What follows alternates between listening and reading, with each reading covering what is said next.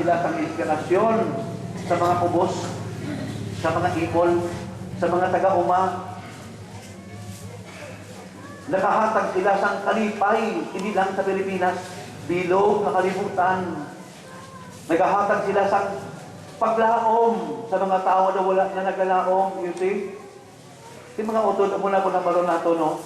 Kung gisama sa kita nga, ay, nanon sa buhi, pero kung dumdumuli mo, you can help. You can be of hope.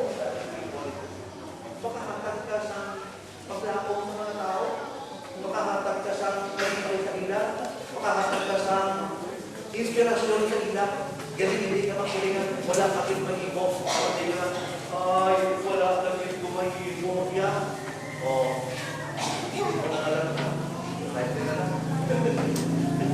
Wala ka na mag-ibo. Hindi mo na pakuran. Hindi mo sinigram up, nakita mag-ibo, no? Pero nakita mag-ibo. But, the show must go on. Mahal na mag-ibo lang. No? Yan ang gano'n sa akin na Facebook mo. Hindi pa yung gano'n kayo sobrang na 100 viewers. Nagandang tao.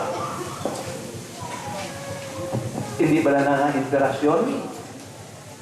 Yung makalambot kita sa iba ng mga funksyon, sa iba natin ng mga utol, na mag-inspirasyon kita sa ila, o sa payan, kaamulan ni kayo tangan natin diriho.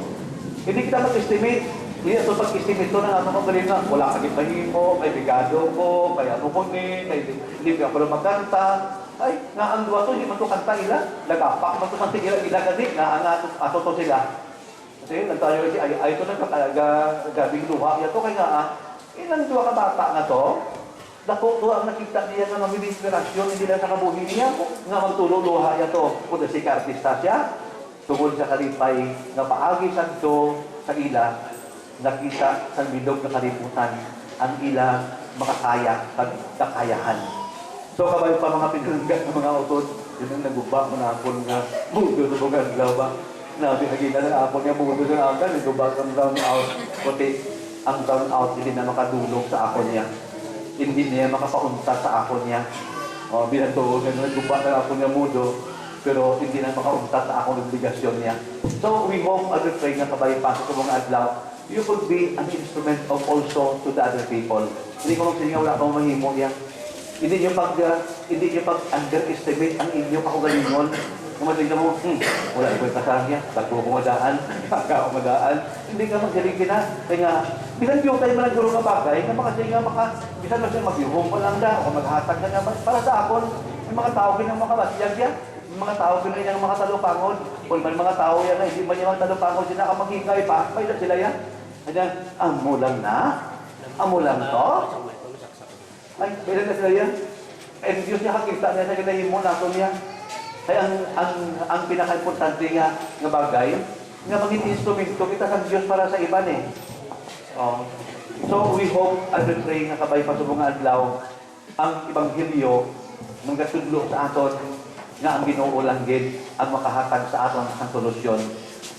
Ginpa ang bidiri mo, ginpa ang bidiri na itakod ang guta sa inyo, ang akong guta mahapos ang akong karik na mamagan. Kaya sa mga Hudiyo, ang guta niho, guta pala tilala ka mong guta, singkaw, magina sok-sok sa harabaw, di lang magkarado, kung magkaro na, mula sa waga guta, mula sa waga guta, no?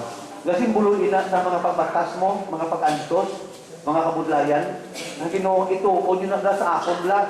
Kaya ako yung malulo, ang mapainubuson sa tagipusoon, kag magapahuway ka mo. Hindi na sa magkahadlok, kung ang malalot sa Ginoo ang pahuway ka mo, walang patimaan ng pamatyon ta ka mo. Kundi tagaan ta ka mo sa solusyon sa inyong mga problema, isalig nyo lang. Kari ka mo sa akon, tanan ka mo nga nabudlayan, sa nabugatan, kag papahuwayon ta ka mo. Para hindi ka mo budlayan na, matindog kita. Kaya tuwa ko sa Diyos nga may makagagahon sa tanan, bububuhat sa dahil sa kanduta. Nagatuwa ko kay Kristo nga kabukto nga ako na Ginoo ni Palangkon sa kahon sa Espiritu Santo. Sinanak ni Santa Maria Virgen, sabi ko rin Ponto Pilato, tinansan sa krus na matay dito po, nanawag sa mga minatay, katlo kaadlaw na banhaw siya, nalagaling sa mga minatay, kumayag sa langit, ang likod sa tuon sa Diyos nga may makagagahon sa tanan. Ikan Kristo magkakalit sa sariwan sa koko sa mga buhi sa mga minatay. Nagatuwa ako sa Espiritu Santo, Santa Iglesia Katolika, of God sa mga santos, pagkabanhaw sa mga lawas, pagkabuhi o walay katapusan. Amen.